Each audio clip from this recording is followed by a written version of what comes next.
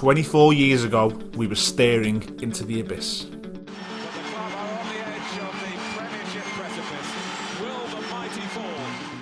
We said never again, and yet there we were.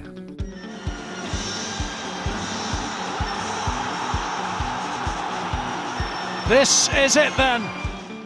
We speak to the players and the coaches who were there 24 years ago.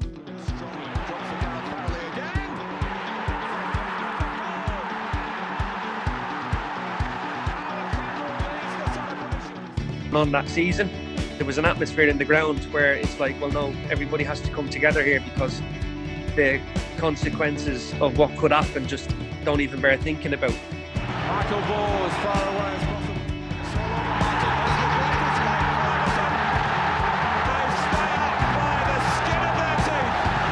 I think I might have been the last person to touch the ball. I just remember just kicking it as far as I can. It might have gone into the main stand or somewhere, probably just sliced it. I just wanted the boot of the ball as far away from our goal as possible.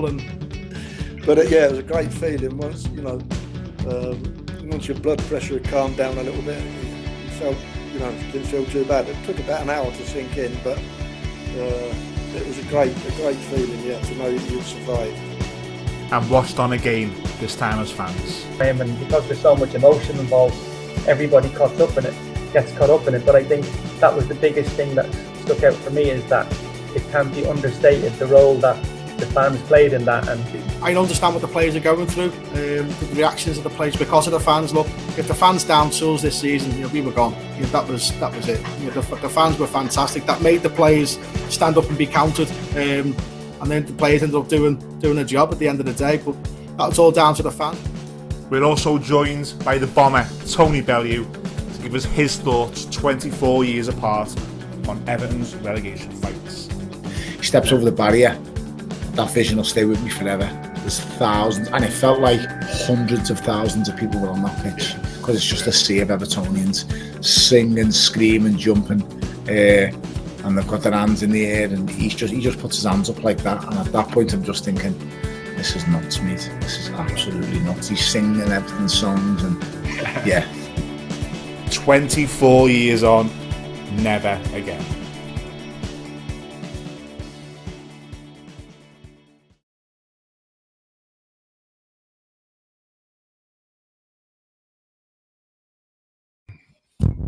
Hello, welcome to Across the Park podcast, an Everton FC special. It's called 24 Years On, Never Again.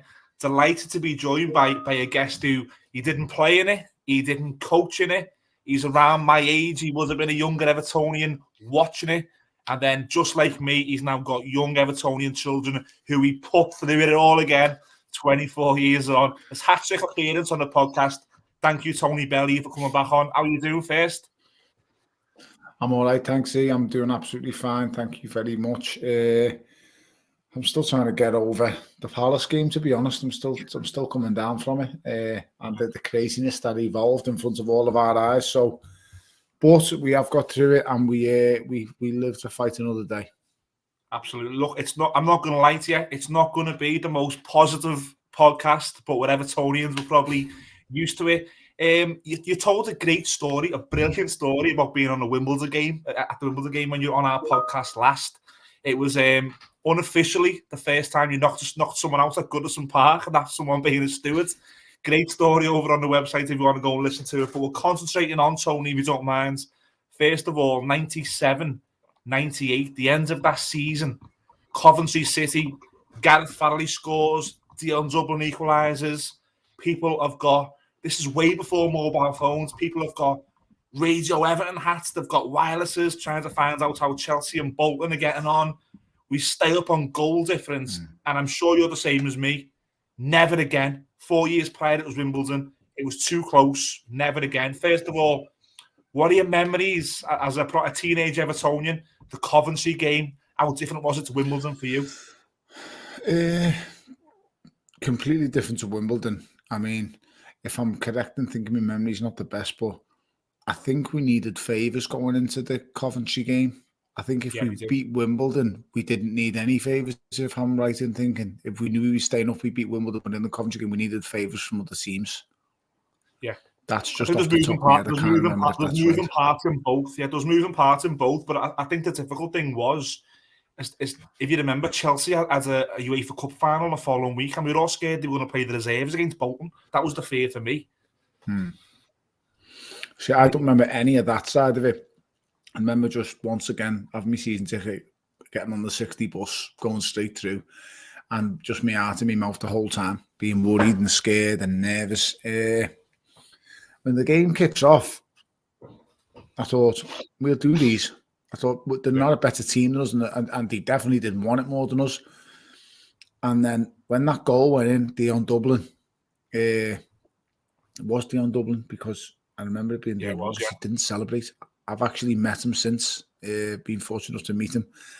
And he must have been taken aback, because when I met him, he put his hand out to shake me hand with him, and I just grabbed him and hugged him.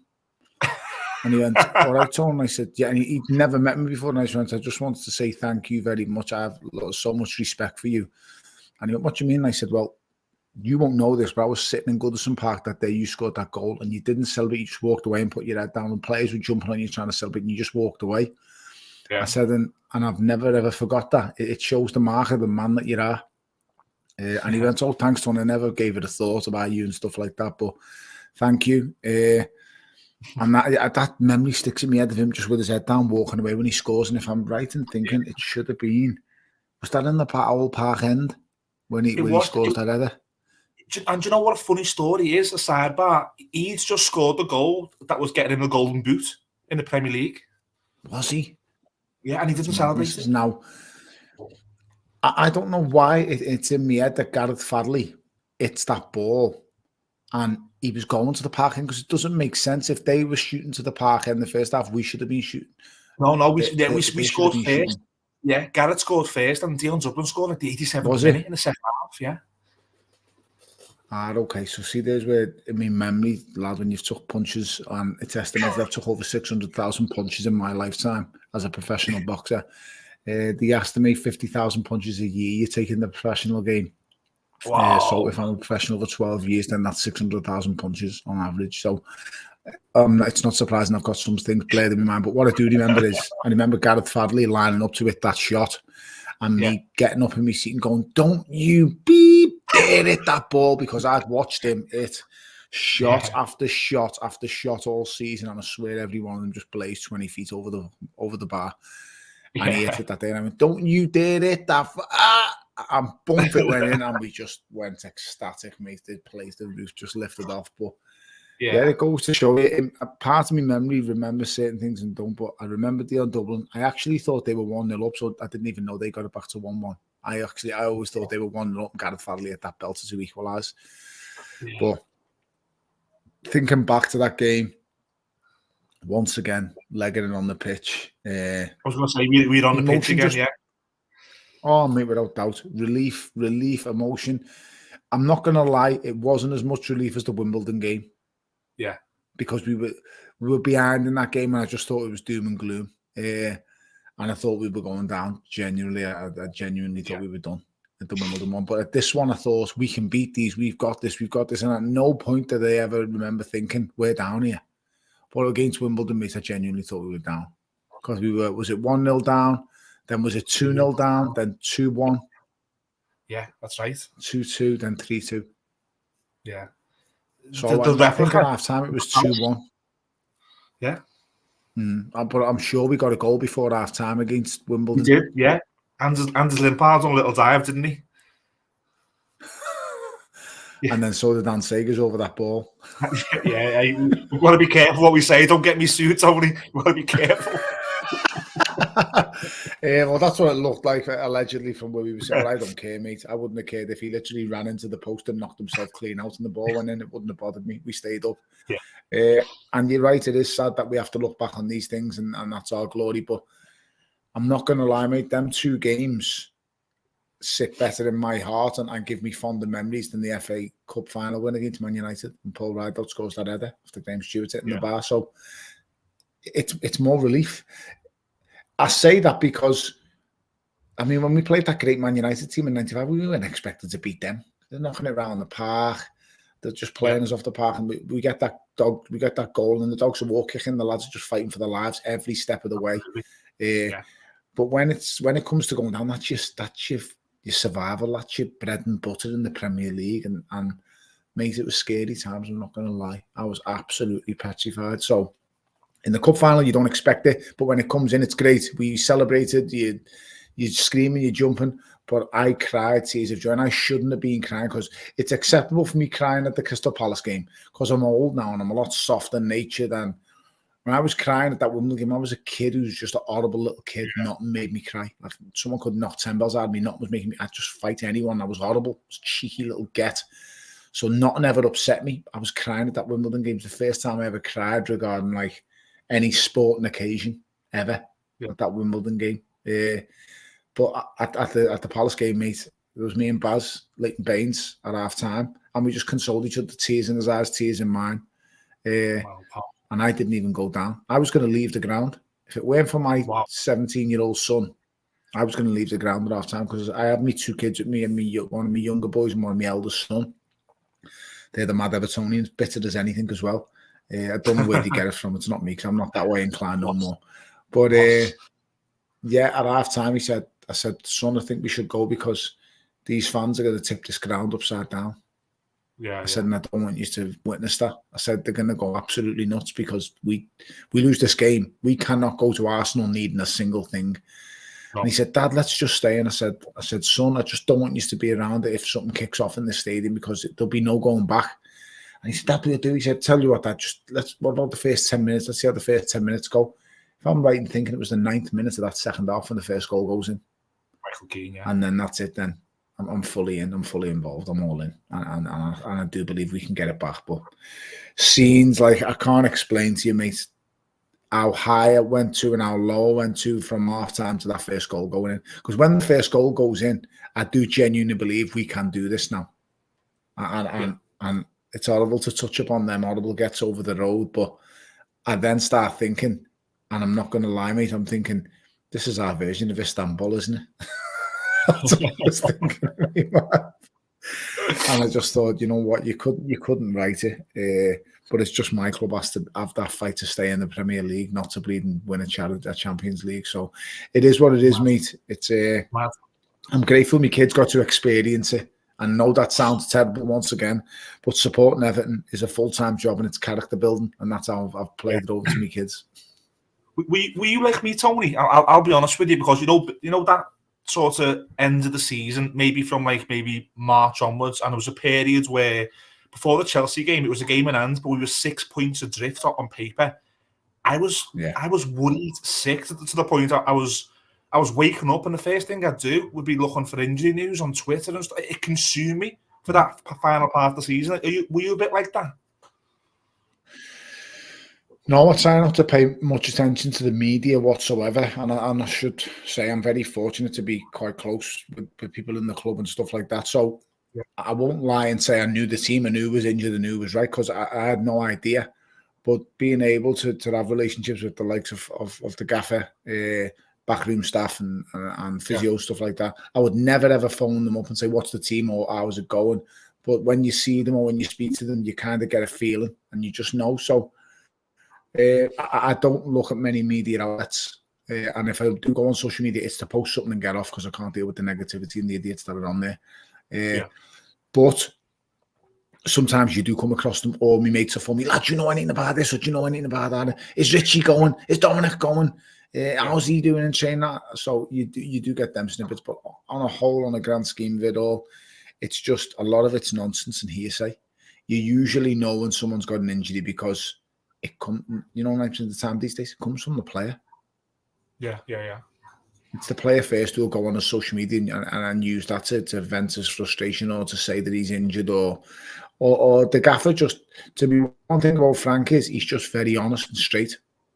Yeah. And Frank just comes up and goes, yeah, he's out 4 weeks, nothing I can do. So, when you're ready from the gaffer, it's nailed on, then it's gospel. But yeah, nervous times.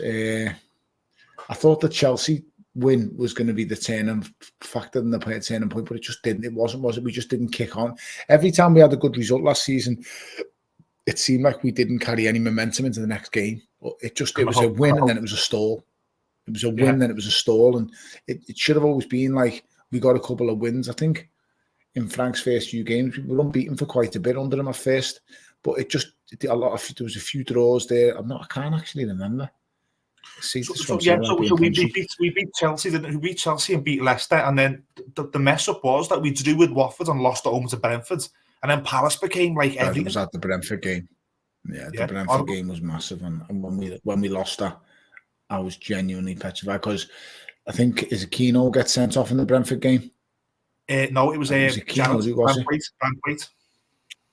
gets sent off. One of them when he gets sent off, and I think we were 1-0 up when he gets sent off, and I just thought that's it, yeah, because half of them are already feeling sorry for themselves. And the other half are fighting for survival, and you can't have half and half going one way, going the other. They've all got to be in sync and in harmony and going fighting for it together. And when Jared got sent off, it's just like none of them bottled it, none of them are spewing it, but they're genuinely scared. Yeah, of course, yeah. They're scared, and that's just nerves. That's whether that's young individuals, unproven individuals, lads with one season's worth of experience, other fellas with a lot of experience trying to calm the other ones down. It's hard to manage, it really is. But ultimately, mate, we figured it out in the end, and we got it done. I mean, that win against Palace, when you're 2-0 down at half time, I have no idea what Frank said in that room. I have no idea, mate, but he spoke. What I will guarantee, he spoke from the heart. Because he puts his heart on his sleeve and he just says it how it is, mate. He's absolutely brilliant at his job. He really, really is. And his backroom staff are fantastic. I know what the lads in the club think of him. As I said before, I'm fortunate to be able to speak to them. The club captains, me, mate. The loudest voices in that dressing room right now, they're all my mates and they're all great lads, and I speak to them and I know what they think of him. And that's half the battle. Because let me tell you, they didn't think much of the fat fella who went before him. Yeah, no, you can see on the same sheet. You could see, couldn't you? At the end of that rain, you could see it, and there was visions that we got beat by Norwich, didn't we? And you could just feel such. And that period, like I don't put words in any Evertonian's mouth, but I felt the fans were so disconnected from the club, and that was an era after COVID where everyone was dying to get back in the game, and it just went. The feeling just went. You said there, Tony, about you know the players and all that. And I never expect you to tell us anything, but from your point of view, did you feel for the likes of Seamus? Did you feel for him going through that at the end of the season? I've always felt for Seamus because when I first come into the Everton Football Club at the time of going and using the facilities there and getting to know the lads and players, that dressing room was the best dressing room they felt in 30 years. I don't care what anyone says. The dressing room of your Sylvan Distan, your Tim Howard, your Tim Cahill, your Leon Osborne, your Leighton Baines, your Tony Ibbotts. These were lads who were all up for a fight and they were all in it together as one family. I'd been on nights out with them and I had a scream and a ball with them. We have a laugh. One big family. There was not enough limits in that dressing room. Everyone ripped the pack out of each other. It was, mate, it was brilliant. To be around them and see them and how they all got on so harmlessly was fantastic. Yeah. And as different managers have come in, I've seen that dressing room fractionise and break. And I've seen it literally. So this is the first time I've seen where the lads are happy again and stuff like that. And I'm not going to lie, there's a long, long way to go. But they will get back there. As I said, mate, I'm very fortunate to have been around the lads and stuff like that. And they're all good lads. They're all up for the fight. And, you only have to look at someone like Richarlison. Richie goes the other week. And you will never see a footballer who comes into that training ground and says goodbye to everyone. It's in tears when he's walking out the door. Yeah. And he shakes hands with everyone. Usually, mate, they send the minder or someone else who's doing something for them to go and get all the gear out the locker, and they're never seen again because they don't leave the club in good circumstances. That lad should go with everyone's blessing. I agree. He's done a great job at Everton Football Club. He's been an absolute bargain. We've sold him for more than we got him. Thank you very much, lad. We see you after. Can't ask for no more. So, I agree. And the way I say, leaving, there's some of his closest friends behind him and Yerry Mina are really tight. Like thick as thieves, the pair of them. But it's just, you just want that connectivity between the squad and the players again. And I genuinely believe Frank Lampard is the man who can do it. I 100% believe that. And so we back him all the way. The fans are backing him, they're behind him. The chairman's backing him, he's behind him. We just now need to put it in motion, mate. And hopefully this season's the one because, mate, as Evertonians, we need a break, la. We just need it. I spoke to Frank, and Frank was like, he's never witnessed or felt the love that he felt at our football club. He's never felt that before. This man's won everything in football. The whole lot, mate. This man's got every medal you can imagine this fella's got. And for him to have never felt that, it shows you. Imagine we win something under him.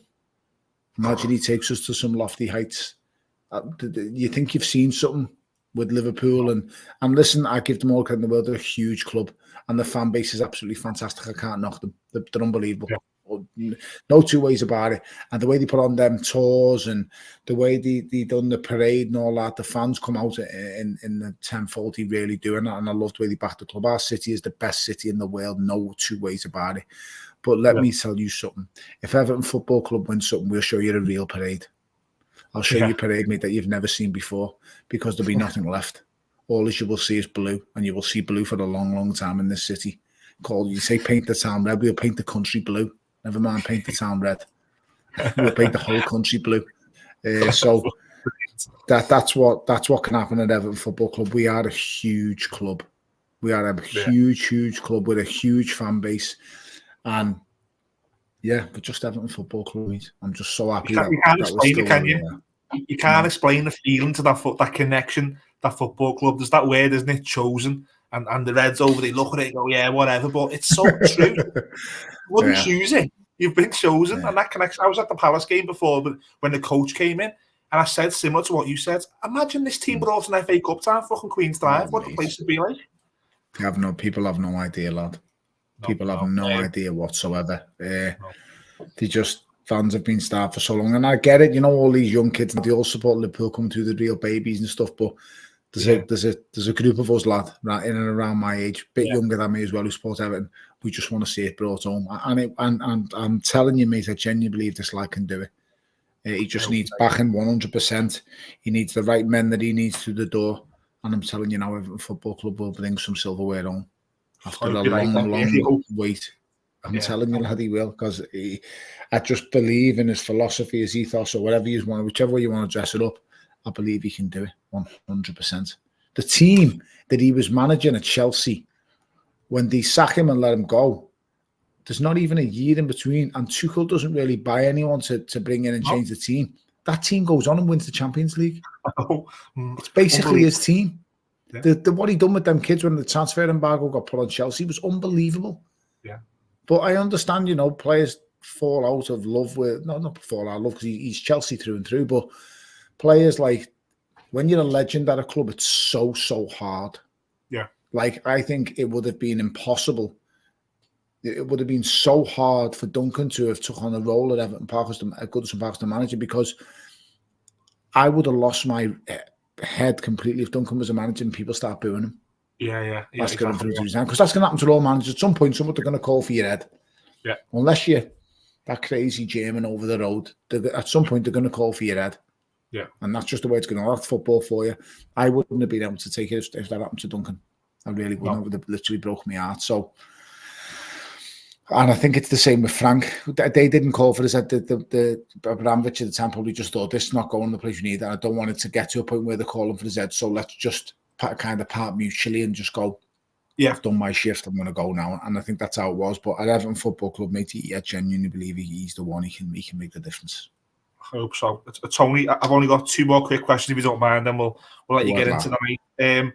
I've said there, I've got a young boy who's football mad now. He's 4. I was lying to him coming home saying Everton won. He was going, Daddy, what was Everton's score? And I was lying saying they won because I couldn't break his heart. What was it like for you to go through it all again with kids and they're asking you questions? What's it going to be like? And the Reds are on them. Is it difficult to go with kids and asking you questions and that? My little baby plays for Everton. He's a goalkeeper, so he's starting to know football now in and out. My eldest lad knows more than I do because he's in tune with everything, as you would be when you're 16, 17. Yeah. So he's on everything. I don't know, difficult sometimes. My lad updates me on things because I'm so busy with work and with other stuff going on in my life and focusing on them that I miss an awful lot. But that's just part of being a parent. That's just part of growing up. It was hard, mate, at that game. For me, see, the 9-year-old doesn't really... He knows what's going on, and it's worrying, but you can't take in the enormity of it, the size of what's going on. Yeah. You know, Everton Football Club in the Championship is just unbearable. And I was listening to people sometimes at training ground, people told me it wouldn't be the worst thing in the world. Yet it would. Yeah. Yes, it would. There's no way of dressing up. Yet it would. It will be. It makes you don't understand. It's unbearable to think it. So don't even say it. Never mind think it. So he didn't understand. My elder lad did understand. He was genuinely worried, mate. And kids at 16, 17 shouldn't be like that. To be being told, they shouldn't be petrified and worried out of the skin. So. But, like I said, they'll always remember that day, that night. They will always remember that game for the rest of their lives. They will know they were at that Coventry. They will know they were at that Crystal Palace game. See what I mean? This is what Everton Football Club's done to me. Coventry, Wimbledon, the bang on the heads. Now it's bleeding Crystal Palace will be stuck in my memory. Yeah, and I've projected that over to my kids. Jesus Christ. Like I've said to you, though, it's character building for them. I've got it. I'm with you. I'm with you. I said to my wife, I said, if Everton go down and he wants the new shirts and all that, I don't know how I'm going to put him through it. But thank God we never got there. The only question left really is, there's a clip. I don't know if you've seen this clip. There's a clip on YouTube of all the scenes after the game, and you're in the main stand talking to Ken, right? You turn around, there's Frank Lampard. How shocked were you to see Frank in the main stands? I see in the chairman wink at him and he put his thumbs up to me. As I say, I see Frank at Finch Farm all the time. We always catch up and speak. He's an absolute diamond of a fella. So when he come up, I was made up for my eldest lad to see him, and my little baby who's at the club, he sees him all the time. Every time he sees him, Dad, can I go and get another picture with Frank? Can I go over and see Frank? And I'm like, oh, lad, just leave the fella. He's trying to get home after work. And Frank's always hospitable and loves him and stuff like that. So he's hello and stuff. Just boss, mate. Just when he pios by myself and the chairman hugs him, and he's got all the chairman. I've hugged him first and whatever have you. He steps over the barrier. That vision will stay with me forever.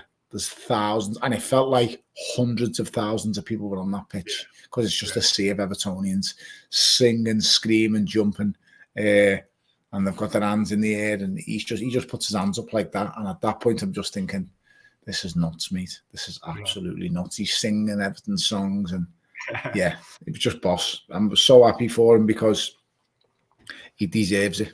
He really does. I don't think he understood what he was coming into when he took the job on. Well, you know what? I know he didn't. He understands everything. He knows we're a big club and stuff like that. But I don't think he knew what was going on behind the scenes. And he had to learn that on the job. And that's very hard for a manager to do, mate. It's very, very hard. He deserves all the credit in the world. He really does. So I'm just so happy for him. So happy for the club. Do you feel the connection's back a little bit now? Because I do. I feel there's a big connection there again. I hope so. I do. As I said, I think he's the right man for the job, so the connection has to be there.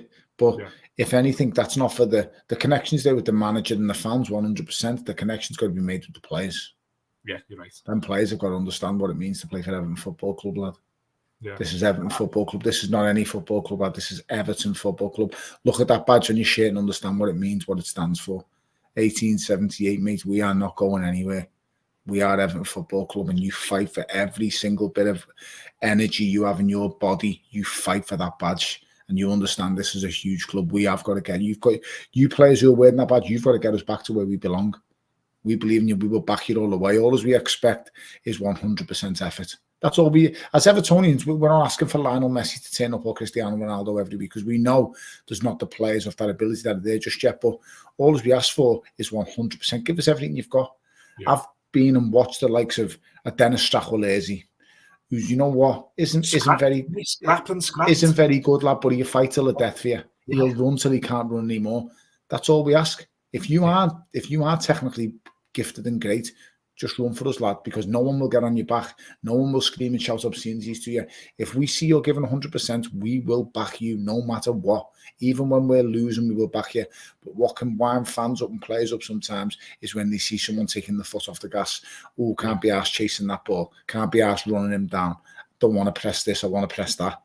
Yeah. That doesn't sit well with Everton fans, and they are very knowledgeable fans because we've been through an awful lot over our span as fans. So we see it. We've seen teams of dogs of war. We've seen good teams under David Moyes.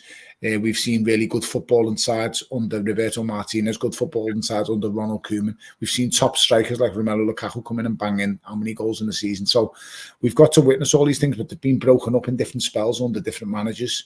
Yeah. We just need one now to bring it all together, and I do believe that can happen. So fingers crossed, mate, up the toffees.